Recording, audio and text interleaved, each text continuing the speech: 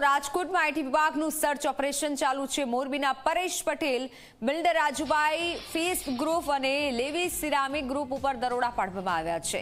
24થી વધુ સ્થળોએ દરોડા થતા ફફડાટ જોવા મળ્યો છે। ઇન્કમટેક્સ વિભાગના 150થી વધારે અધિકારીઓએ આ કામગીરી કરી છે। દરોડાની કાર્યવાહી દરમિયાન મોટા બેનામી વ્યવહારો સામે આવે તેવી શક્યતા હાલ જોવા મળી રહી છે। બિલ્ડર રાજુભાઈ ફેસ ગ્રુપ પર દરોડા, 24થી વધુ સ્થળોએ દરોડા કરતા ફફડાટ જોવા મળ્યો છે। બિલ્ડર લોબીમાં અત્યારે ફફડાટ છે।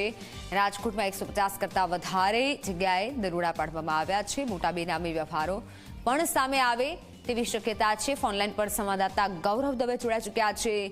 ગૌરવ, જે દરોડા પાડવામાં આવ્યા છે તેમાં હાલ શું સામે આવ્યું અને કેવી કાર્યવાહી? મિત્તલ, આજે વહેલી સવારથી જ રાજકોટ ઇન્કમટેક્સ વિભાગ અને ગુજરાતના અલગ અલગ ઇન્કમટેક્સ વિભાગના 150 જેટલા જે અધિકારીઓ છે તેમના દ્વારા મોરબી અને રાજકોટના અલગ અલગ ઉદ્યોગપતિઓ છે તેમને ત્યાં દરોડા પાડવામાં આવ્યા છે।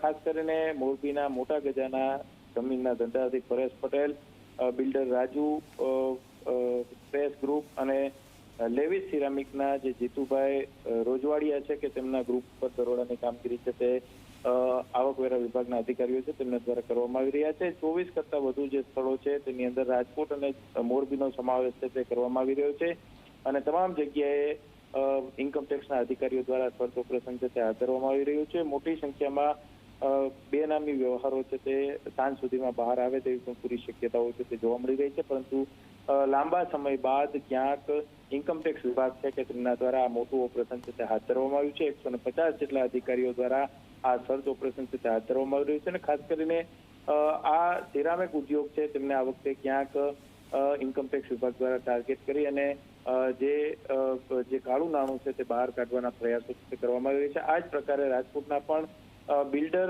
લોબીની અંદર દરોડાની વાત છે તે અત્યારે સામે આવી રહી છે, ત્યારે ઇન્કમટેક્સની તપાસમાં અને આ દરોડાની અંદર શું બહાર આવે છે તે જોવું સૌથી મહત્વનું રહેશે। જી બિલકુલ ગૌરવ, આભાર માહિતી બદલ।